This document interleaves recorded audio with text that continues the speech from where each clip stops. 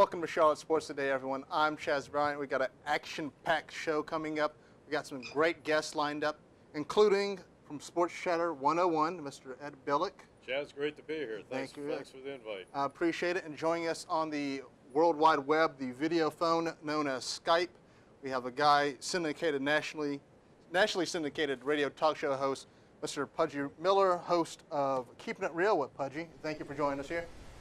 Thank you, Chaz, for having me. No problem. Guys, let's just bring it down to brass tacks here. The NFL is a trend center in modern-day sports. In March, they sort of set the trend for labor lockouts and disputes. So far, another league has joined them, which is the NBA, which right now they're in their 2-month lockout period. And we want to preface it by saying this on the show. We're taping this on July 21st. The owners and players are supposed to be right now going into a CBA voting right now to make sure we can actually get out of this lockout. The NFL is. So by the time the show airs, they could be playing games, at least preseason games. So hopefully, cross your fingers if you're an NFL fan, we'll see games coming up. But the NBA, the economics are far more worse in that league. And Pudge, as I turn to you, are we going to be able to see an NBA next season? Chaz, I hope, man. I'm hopeful. I'm very hopeful. There's some things that are happening now currently. You got the labor unions are going to meet, the union staffers are going to meet this Friday. This is the first meeting since the lockout began. It's going to be without David Stern, so it's going to be without Billy Hunter, so we're going to see what's going to happen. We're looking like we may have a short season at least, Chaz. Yeah, I remember, what was it, 1998, 1999, they had a work stoppage, and got down to, I believe, what was it, 50 games. So right now, they're going to kill the momentum, whatever momentum they had from last season, if they have a complete wipeout of the season, correct? Yeah, absolutely. There are a lot of things that were going on last season. As you know, a lot of people took their talent down to South Beach, and that didn't work out so well. So, you know, these guys are ready to get back at it, and you know, training camp. They're ready to get in training camp, and there's a lot of things that's going on in the NBA. But the money is the major problem in sports today, and the NBA is sticking out like a sore thumb, Chaz. Pudge, it almost seems like they're already resigning themselves to miss some games. They're already like talking themselves into that. I mean, they could get this done before the season, wouldn't you think?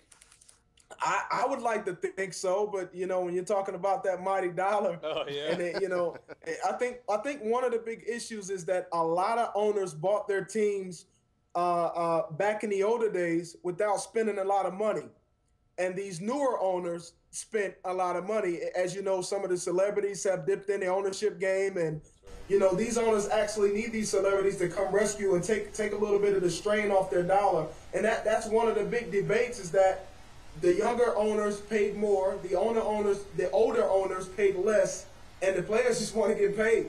Plus, the economy is different today, much different than a few years ago. Absolutely, absolutely. It is much worse. And if I'm reading this report correctly, 17 of the NBA's 30-something, I believe, teams out there, 17 of them were in the red this past year. The economics are shifting to the NFL. The economics are so much better, I believe, in the NFL. The NFL smartly, and I guess just due to the league only having a small amount of games, that the NFL pulled all their TV money, which they did back in the 60s. So now they're getting, I believe, $17 billion from ESPN, CBS, NBC, Fox, and NBC, if I'm not excluding them. But I believe the Los Angeles Lakers have their own local TV deal, which all of these teams do. But I believe they're getting $2 billion from Time Warner just for that franchise, and it goes all to them. How can Charlotte compete with $2 billion? How can Indiana Pacers, some of these small market teams, compete with the big boys, the New Yorks, Los Angeles, Boston? You know what? They can't. You're talking about teams like the world famous, not just the United States favorite team, but you're talking about the world famous Los Angeles Lakers. Exactly. You know what I mean? These guys have pretty much earned their keep. And one thing that's going on, you have to be unconventional. You're talking about 10% or above, and some say those numbers are skewed of Americans that don't have jobs today. Yeah. So a lot of people just don't have that extra dollar to go out and watch a basketball game anymore, which tickets have went up tremendously over the last 5 to 10 years. It's just not going to happen in a small market. There's even some They're having trouble. There's even some talk of some teams shutting down. Yeah. Closing down some teams. There was even talk of that. Contracting. Yeah, you got to look at teams like the Sacramento. Right now, they're fighting to keep their team. Exactly. They're talking about moving somewhere, but let's face it, you guys. I think I love the NBA. I think it's far overdue to cut some of the games down. There's probably too many teams. I like to see maybe 5 to 7 teams just go away. You know, a lot of it, they lengthen the playoffs. A lot of the teams can't compete anymore. I think maybe we can cut the teams down maybe by 5 or 7 teams, cut the games back to maybe 60, and I think the tickets will sell even better. That's just my opinion of the matter, though. Let's sort of move on to maybe a little more rosier news in the NFL. Apparently, they're not going to have a lockout. We're hoping, like I said, we're taking this ahead of time. What do they need to fix as far as getting fans back on their side? I don't think it really is going to hurt the NFL all that much. There wasn't any games lost. The only casualty might be the Hall of Fame game. Yeah. But who really cares if you lose that one game? Was it too much to do about nothing, this NFL lockout, guys? Hudge, what do you think? You know what? I look. The NFL is like a ugly stepmom or something. I mean, they give you these teams and they want you to root for them, but then they black you out and you can't even watch them. You know, you got Jacksonville down there, and the local fans couldn't even watch the game, and you saw what happened in the stands. They just didn't show up. That's right. So I don't know what's going to happen. I don't know what the NFL is doing, what they're thinking. Look at Al Davis over there. He's going crazy. He wants to move his team every 2 or 3 years. He wants to coach the team. You know, the NFL, I don't know what they're doing wrong. But it's America's. But they're doing stuff. They're doing stuff right. I think that they haven't had a work stoppage, I believe, since '87. The NFL, the NBA, like I said, they had their strike shortened year. The baseball was trying to come back from 1994. The NHL missed the season, I believe, what? Complete season, went away about, I think, in 07, I think. Yeah, I believe so, too. 06, 07, yeah, I think so, too. But I think for the fans to really enjoy it, to your point, I don't think they got hurt through this one. You know, we missed the mini camps. We missed all the hoop with looking at our draft choices. We'd all love to see what Cam Newton's about, you know, how he's throwing. So I think we'll still get some of that. They'll be going to training camp, and by the time you all watch this, I'm sure they will. I don't know, but to sit at home on your couch with your big screen TV, come on, man, Pudge, you know, versus paying outrageous prices going sitting in the heat watching your team. That's what's competing now. I think that's the advantage that the NFL has now, that they're allowing the networks to have a little more interaction, have a little more of the bringing the game inside their feeling. You can go on your laptop and interact and get all the stats and everything. Yeah. That's pretty. You got to do that kind of stuff, And you're not paying a wazoo amount of money. Once you buy the TV and buy the plan, you don't have to pay for parking. You don't have to pay for the $5 disgusting tasting. That's a beautiful thing about the NFL too, though. I mean, you're right. It's funny, but you're right. You know, that's a beautiful thing about the NFL is that you can sit home and the NFL has gotten with the times. They'll allow you to see the games on the internet, and that's a beautiful thing. A lot of folks just can't go to the game, so the NFL's they're trying to keep their fans. That's what I can see from them. The final good thing with the NFL that no other sport has is that on any given Sunday, anybody can really beat anybody. You may have one or two teams that are dog teams, but the parity plays out well. So you going down to Bank of America Stadium, they could be playing the world champ Green Bay Packers, but there's still a chance. Yeah. And football's great like that. And the NBA, because of, like, getting back to the labor deals and all the money deal, there isn't that sort of parity going on. We saw Oklahoma come up, I believe, go to the that was sweet. the conference finals. They couldn't get it over Dallas. But I believe if these are work stoppages because it's money, these work stoppages might become routine. Do you guys think that, you know, as we see more money infused, we start getting more and more the big market teams, the Los Angeles, the New Yorks, they're always going to be on top. they're always going to be right there in some sort of contention. Is this going to be routine for these leagues now? I don't know. You know, it appears so. I tell you, one sport, and we're going to talk about is baseball needs to be fixed. Yeah. I mean, I'm a Pittsburgh Pirate fan. There's Kansas City Royal fans. I mean, the season starts, you don't have a fighting chance to even get to the playoffs. You're lucky this year, right? you guys. Now, this year, the things are turning around. But the economics are such that it's always New York Yankees, Boston Red Sox, and now the Phillies. Yeah. But in NFL, you always have that chance of now. But you get back to the NBA. When will the Charlotte Bobcats be able to compete for the NBA championship? Who knows? Who when really? Michael Jordan leaves. Oh. Let me tell you guys something. I'm glad you said that because this is something I wanted to get out publicly. And I've been saying it around, with different analysis and different radio show hosts and what may have you. Folks do not like Michael Jordan. You got to realize what this man has done. He's killed the hopes and dreams of a lot of teams for a lot of years on the East Coast. Tell us how you feel, Pudge. And now he's got a team in the East. And let's face it, Michael Jordan's a butthole, and everybody knows it. I love him to death because that's God in basketball. But he's a butthole. Everybody knows it, and folks don't want to work for him. But if he has good basketball people around him, like Paul Silas, I mean, there's got to be a fight. Hey, with Walker coming in, and with I can't say his name again, Biyombo. Anyhow, he's got some good draft choices here. Yeah, there's a chance. But to make to get into the playoffs and go deep into the playoffs. I mean, we may be old guys by the time that happens with today's economics. Maybe it's his girlfriend, guys. Maybe if he cut Kwame Brown loose and let Kwame Brown go where he wants to go and stop taking him everywhere he goes. He does take him from here. He was at the Wizards with him and brought him down here.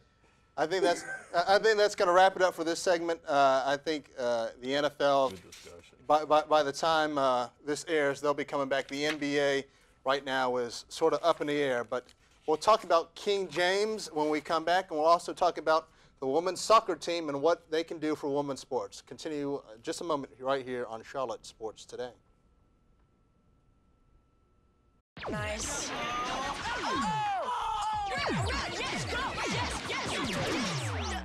No.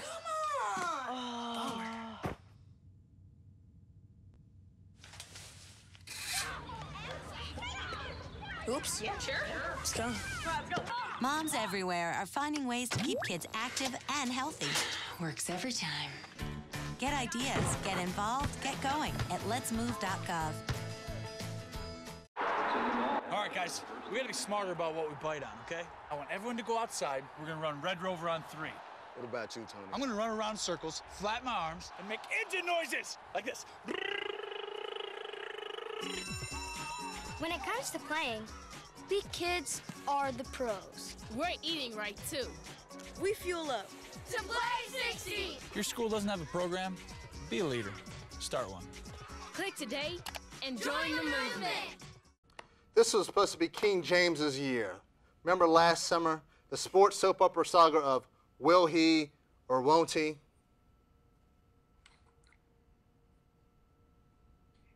Wants to know, LeBron, what's your decision? In this fall, man, this is very tough. In this fall, I'm going to take my talents to South Beach and join the Miami Heat. Miami Heat. That was the conclusion you woke up with this morning. LeBron, tell us about that. Not 2, not 3, not 4, not 5, not 6, not 7.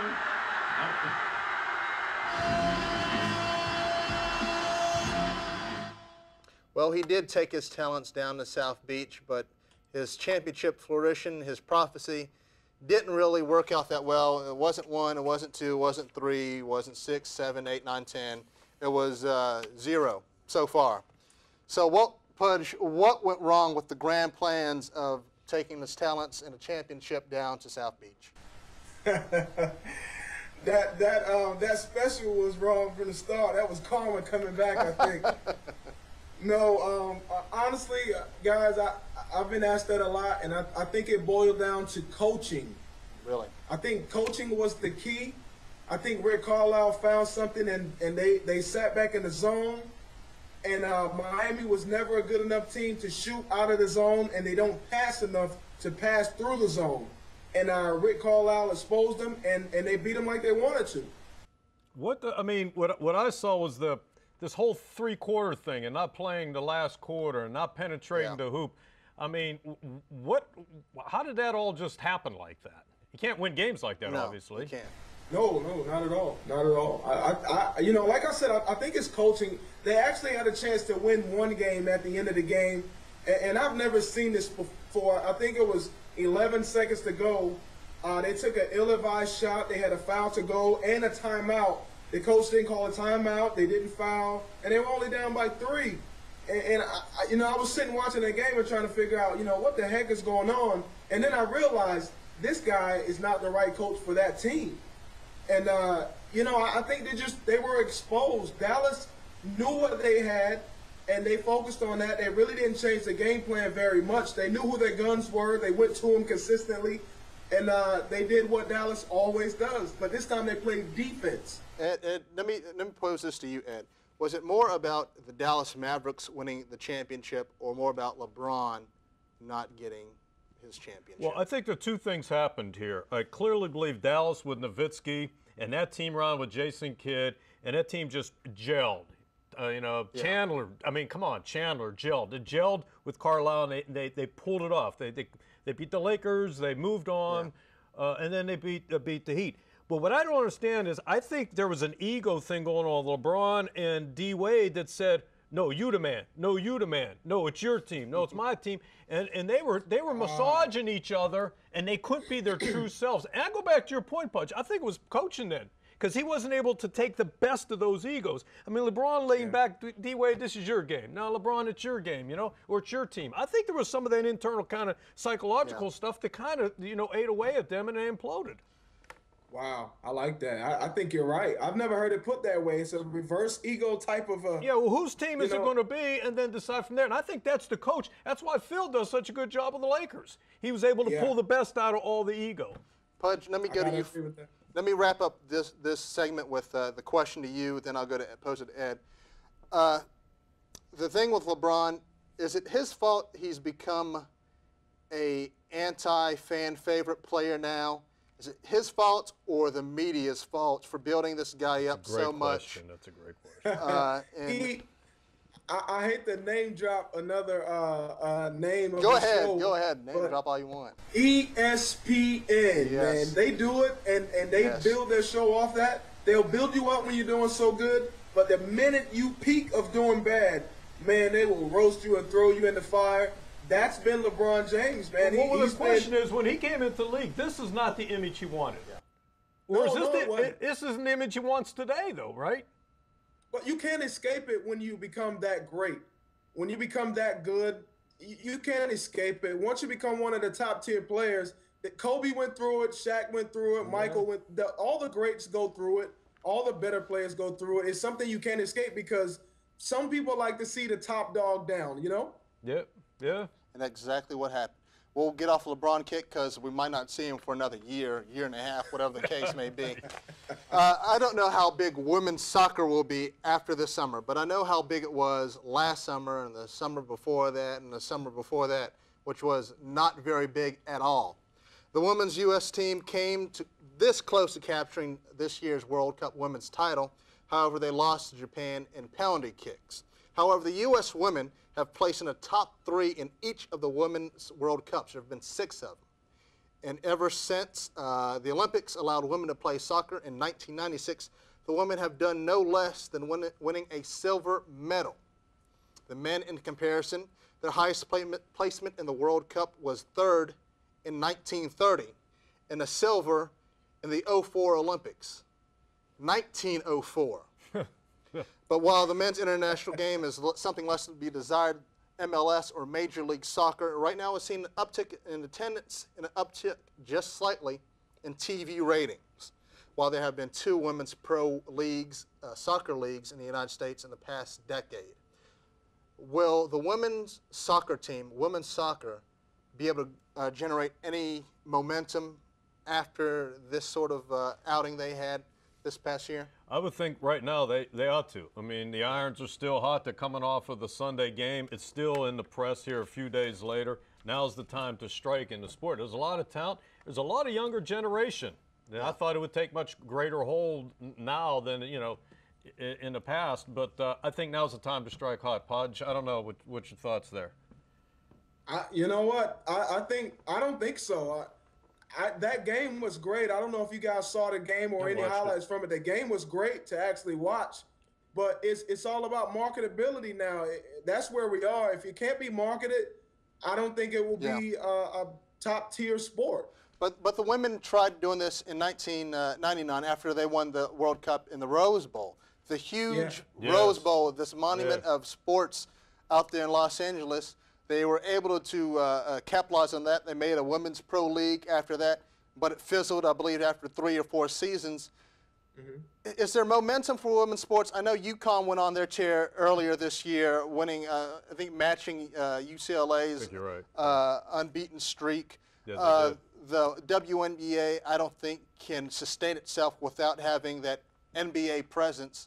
Is it sort of they're destined to be back page of sports, one of these sort of niche-y type things? I would love to say these women, because they're fabulous athletes, are going to be able to capitalize and are going to be everywhere, but they're sort of more exacting, they're more lightning strikes than any other thing else, I believe. I hate to say it, I don't want to sound sexist. No, but I think you're right. The popularity will continue to grow. Will people buy the tickets to go to the games? Yeah. You know, and it is a topic of discussion. Personally, soccer, there's not enough action. We like snap the ball, there's the play. We like run to the hoop. We like there's the pitch. Men's or women, or women's soccer. Yeah, I don't think it's a man or a woman thing. You know, Pudge. It's not that exciting, guys. I mean, we're talking about soccer. If you're a soccer player, I don't think you could sit and watch an entire soccer game. It's just not that exciting. It doesn't keep you on your toes, you know, through the course of the whole game. And it's so hard to follow when a game is like that. You know what I mean? There's a lot of dead time. You're right. There's a lot of dead time. Yeah. They did have a good shot at it back to Mia Hamm when she pulled her top off, and you know that was talked about more than the actual game was at one point. So I don't know where soccer's gonna go. I don't know. I think they would do better marketing somewhat an international league, maybe. You know, something like that where the U.S. would have maybe 2 or 3 teams and Spain and so on and so on. I think that would be much better than trying to have a U.S. league. That's just not going to work. I don't believe it's going to work. Most of the major sports are taking a hit in ticket sales as it is, and just adding on another one that's already not popular, I don't see it happening. I love your perspective. That's a good thought. Yeah, I hope these ladies are able to continue their continuation of playing in sports from the junior level to the college level. I just don't want any other, you know, women's basketball, because women's tennis, changing the gears really quickly, women's tennis is leaps and bounds above men's tennis. Yeah. But I think we're going to have to do it on that. Pudge, we thank you playing Mr. Roboto out there on the computer in sports. Make sure you listen to Keeping It Real with Pudgy. Check your local stations. Definitely check him out on the internet. He's got a great show, a lot of great insight out there, so we thank you for bringing that here, Pudge. My pleasure. Thanks, Pudge. And when we return, we'll get some insight onto social media and sports right after this. Nice.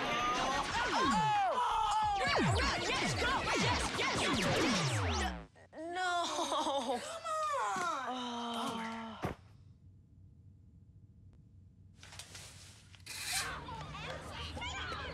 Oops. Yeah, sure.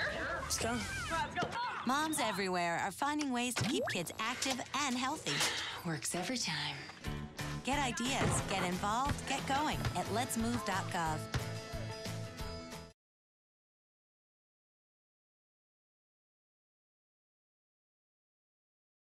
Hello, everyone. I'm Chaz Bryant, and this is a Sports Break.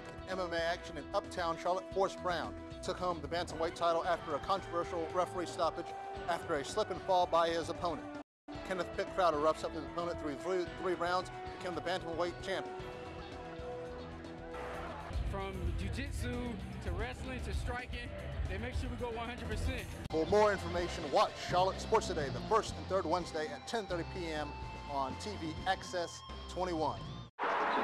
All right, guys, we gotta be smarter about what we bite on, okay? I want everyone to go outside. We're gonna run Red Rover on 3. What about you, Tony? I'm gonna run around in circles, flap my arms, and make engine noises like this. When it comes to playing, we kids are the pros. We're eating right, too. We fuel up. To play 16! If your school doesn't have a program, be a leader. Start one. Click today and join the movement. And welcome back. You have to be living underneath a rock to not know how social media has impacted the way we gain information. Tweets, viral videos, blog posting. It can be a dizzying world at times in sports. It's a brave new media world. To help us sort it out, we brought in Nathan Ritchie, the owner of NR Creative Group, specializing in advertising, branding, and social media. He's also an instructor at the Carolina School of Broadcasting, my alma mater, out there in Charlotte. Nathan, I've got a Twitter account.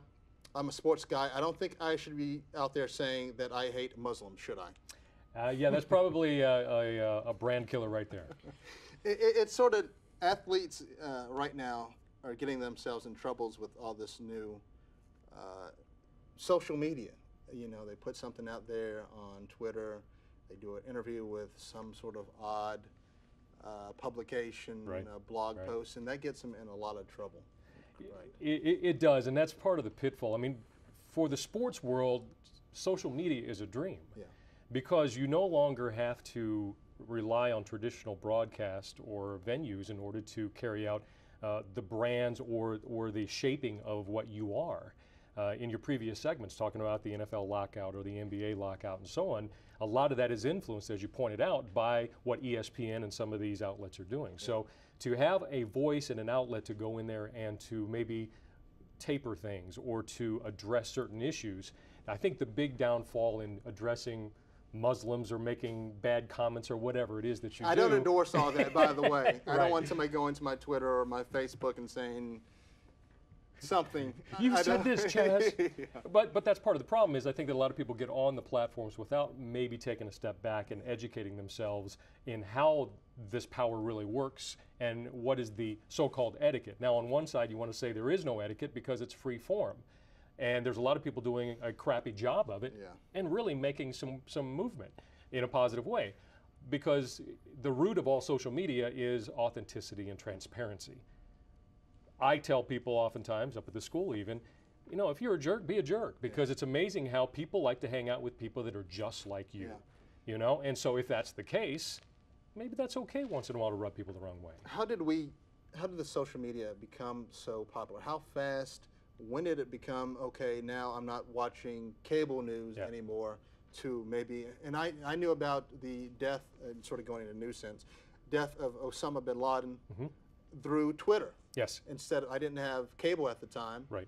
I knew about it that Sunday night through 100 of Twitter tweets being posted about this. When did it become the shift? That event is on the top 10 list of all time for Twitter events. Along with those are numerous sporting events. You take a look at the Super Bowl. You take a look at the World Cup soccer that you were talking about. The World Cup soccer against France was a huge one. So when you look down the top 10, what's weird about the Osama bin Laden killing and the bombing and that raid was that the person that was tweeting was just down the street. Yes. I mean, this guy was he's like, hey, there's black op helicopters. I hope they don't bomb my house. Yeah. Well, we don't know where he lives. We don't know that guy down the street, but we hope he doesn't come in. So, you know, you're talking about a world conversation that's going on Twitter. I use it as my water cooler talk. I can go in there and I can get a feel for what's going on in the world at any given moment. Not all of it is real news. You kind of have to sift through it. That's the nice thing about traditional. It seems to be a little bit more of a filter for what is perceived to be news or what's in the best interest of the public.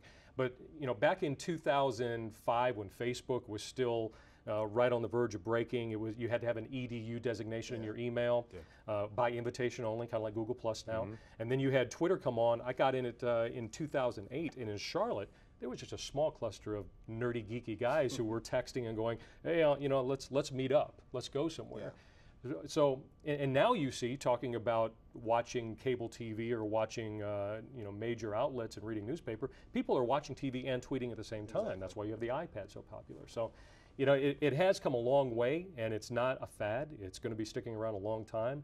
Mobile, mobile, mobile. That's where it's all going right now, because that's the way we're all communicating. And Black Friday, right after Thanksgiving, a lot of those sales came from people shopping and people doing all of their searching right on their phone. Thanks for saying that, because my mother now is probably going to be watching this, and I'm going to be dragged at 4 o'clock in the morning. Just make sure she checks in first on Foursquare, which I did, by the way, when I came in here. Yeah, she's going to be dragging me up and looking at all the sales. Are there rules, going back to the sports sense, are there rules for athletes, leagues to interact with the fans now? Yeah. Well, the NFL and the NBA have both laid down rules. I think quite a few athletes have gotten their hands slapped financially for ducking into the locker room and tweeting that, hey, we're down by 2, and hey, we just hit 500, and that means we're winning, and they do have some referees that are on the digital platforms. A lot of these guys, of course, they go through the physical training. Right. They get out of college, they go through hopefully the maturity training and to deal with the media, in the presence of news conferences. I would hope now, and this is your field, are they getting some training on how to interface and how to write a tweet that keeps their brand, keeps their image intact? Well, and speaking of, Kathleen Hessert here in town is well known for being the person who got Shaquille O'Neal on Twitter. Now, you take a look at Shaquille O'Neal as a brand, his performance started dying a long time ago. Yeah. Sure. But because he had over millions of Twitter followers, he was able to sustain that and carry that brand over in his afterlife. Now he's a color analyst now. Yeah. He just landed that gig. And when he was going to retire, he didn't go to his management first. He went out on Twitter first and said, hey, I decided I'm done. I'm done. Everybody's like, what? I found out on Twitter first. So to answer your question, yes, there are agencies that specialize in sports training, and they're going into these camps and they're saying, look, here's some of the basic rules. These are the positives. The positives are you can extend your career beyond what you ever did on the field. Sure, yeah. You can also, the beauty of social media is humanizing yourself. Mm-hmm. When's the last time that you were able to turn on, talk face to face, or at least through voyeuristic ways, you were able to see what Lance Armstrong was doing, other than watching a Barbara Walters or Oprah Winfrey special. Yeah. Now you can actually, I saw one from Lance Armstrong when he was training, and he took a picture. He said, this is my map. This is where I'm going to be doing today. And he was in a hotel, and I thought, wow, that's really cool how that barrier has just gone down. It's now. Unfiltered. You feel like you're right there. Yes. Versus watching some filtered and some cleansed TV. Yes. Right, and that's where that humanizing comes from, is where those fans want to know that Ocho Cinco is a real guy off the field. Yes. And so that's why he's doing live streaming, and he's doing a lot of tweeting and that type of internet show. Is you knew me as an average player, on the field, but now I'm a real guy, and I'm not always a jerk. I'm actually human. The other nice thing about it is going in there and being able to clear up perceptions or misconceptions about your brand that we talked about with traditional outlets pushing it. You can go in there and you can, after a little bit of training, say, you know what, I know that I was probably wrong in that, or I wish I could have played better, or the ESPN said this about me, I disagree. And we're a forgiving culture, so that plays very well, yes. Right. Exactly. I know I didn't bring you in here to be a stick up for soccer and wearing a nice suit. Should have heard the control room. Throwing stuff, you have to pay for it now. What are some do's and don'ts about doing social media out there? Do you have some rules just you might have thought of, or just generic rules that say? There's a lot of them out there, and like I said, there's a lot of people doing them incorrectly or poorly, and they're still getting success from it. I mentioned I would really encourage athletes to look at it from a brand building. You are a brand. Ocho Cinco's a brand. Shaquille O'Neal, Lance Armstrong, all these guys. When you're on the field and you're carried off, it actually helps you in leveraging those NFL and NBA contracts, or MMA, as you and I are so closely affiliated with. So if you're trying to build that brand with those followers that know you and they live and breathe, and then here's your opportunity to really engage with them. LeBron James could have took that. Yeah, absolutely. And I'm sure that, I didn't look at his tweet specifically, but I'm sure that he had a lot to answer for. The downside is, and things that athletes need to be aware of is, with LeBron especially, is don't get angry and tweet angry. Don't take the bait. Everybody's an armchair quarterback. Yes. Everybody's telling you, dude, you sucked. You should have done this. You should have played harder. You gave up, and I saw it. You gave up on the fourth quarter. Yeah. Well, okay. Yeah. I mean, so if that's the case, you got to back away. You know, don't tweet while you're drunk. Don't tweet while you're out there doing that kind of stuff. And that's some of the stuff that ends up on the internet. Yeah. Biting the hand that feeds you. You look at people like Mark Cuban from the Mavericks. You know, he was tweeting that he didn't like the officiating. He got fined. He's always getting in trouble with the commissioner. Yes, with the commissioners. I saw one for the San Diego Chargers. The guy was at camp, and he didn't like the food, and he tweeted it. He got fined. Yeah. Somebody, Kansas City Chiefs, guy slammed the coach. Well, they have an image they're protecting as well, and you're an extension of our image. Exactly. So they got to understand that. So don't bite the hand that feeds you. You may not like what the management's doing, but when your handlers, your handlers need to be telling you, look, this is what you don't do. Exactly. The other one is, and the big one, which we all have seen in the news so much, is discretion with your groupies and women. You may think those private messages and DMs are private. They're not. Yeah. And you may be taking pictures that you shouldn't be taking, but you have tons of groupies that are wanting to tap in and get access. Mm-hmm. And so you really need to pay attention and have discretion with that. You know, the list is on and on and on, but a lot of it's just common sense. Yeah. How would your grandma think? How would your mother think if you were doing some of these things? That's right. How do you, and it's a virtual handshake, just as we're sitting here, mm-hmm. to be confrontational and to deal with that. Sometimes you got to back away from it and be mature about it. The flip side of that, as I said earlier, though, sometimes so many temptations. So many temptations, athletes. But sometimes being a jerk pays off because people like you for that reason. If that's the image you want, or if that's who you are. Yes, if that's the image you want.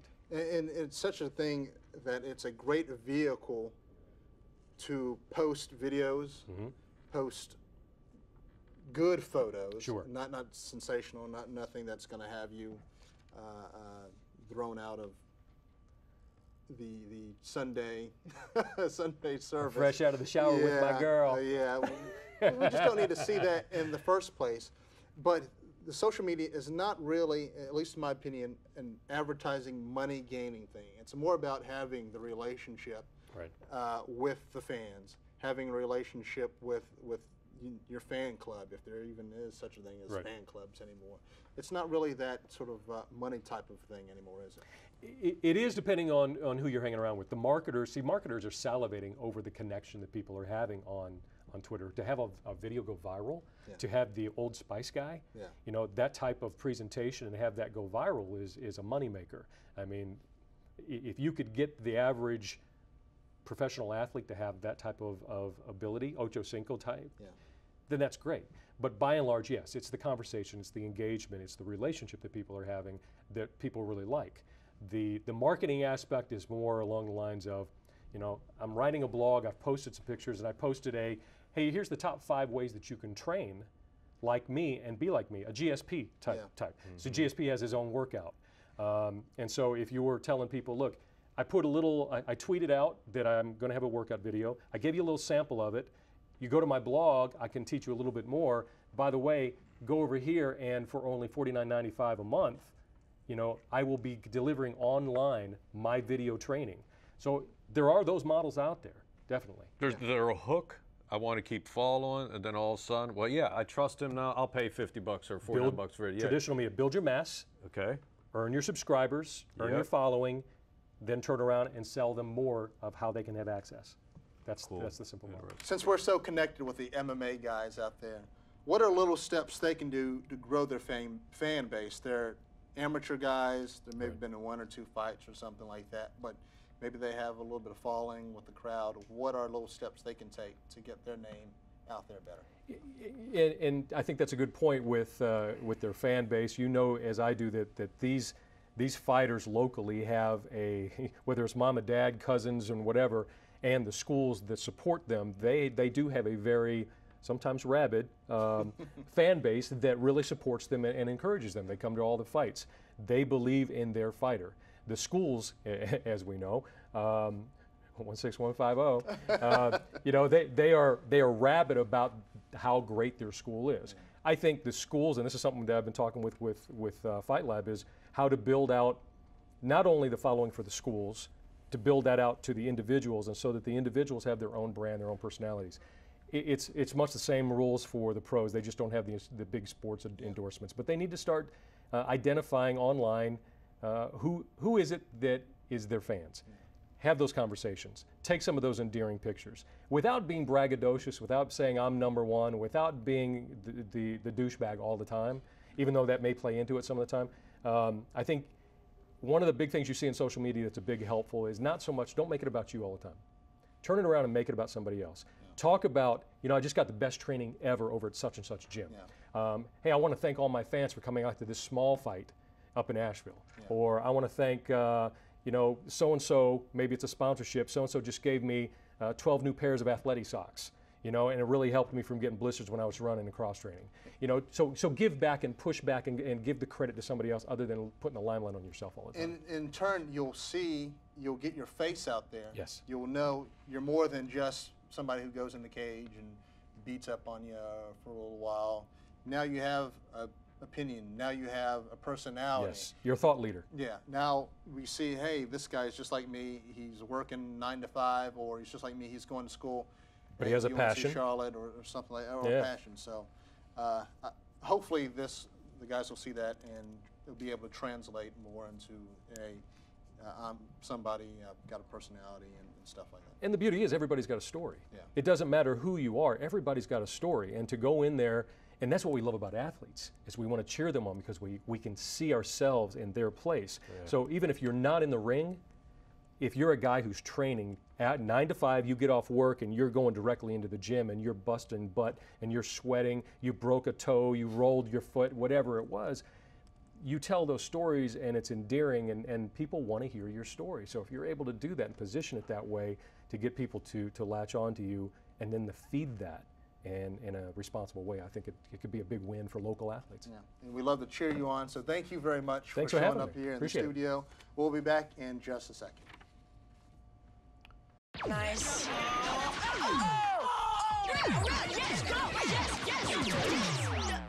No.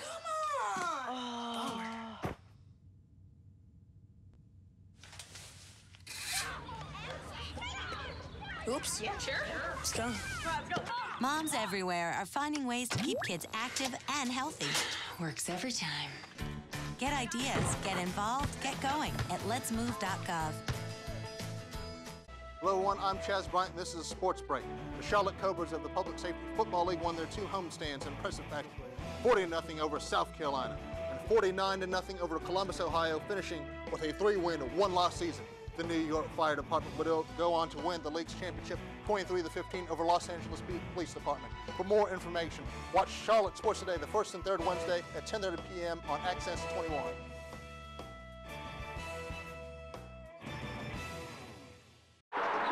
All right, guys, we gotta be smarter about what we bite on, okay? I want everyone to go outside. We're gonna run Red Rover on 3. What about you, Tony? I'm gonna run around in circles, flap my arms, and make engine noises like this. When it comes to playing, we kids are the pros. We're eating right, too. We fuel up. To play 60! If your school doesn't have a program, be a leader. Start one. Click today and join the movement. All right, we're out of time. Thank you guys for showing up. Ed Billick, thank you very much. Where can we hear you guys Sports Chatter? We do a 2-hour sports podcast every week. It's called Sports Chatter 101. We're up on iTunes. You can follow us on Facebook, and we're out on Twitter as well. And it's myself and 4 others from the Connecticut School of Broadcasting. We're having a lot of fun talking compelling sports topics. But thanks for having me on. I enjoyed it. Nathan Ritchie, I'm pretty sure I'm going to see you in the next couple of weeks anyway. Next fight. Yes, sir. Where can we follow your great insight on the social media world? I can keep it simple for you. NathanRitchie.com, NathanRitchie.com, and it's got it's a landing page with all of the places you can follow me. Give you my Twitter, my Facebook, and all that stuff.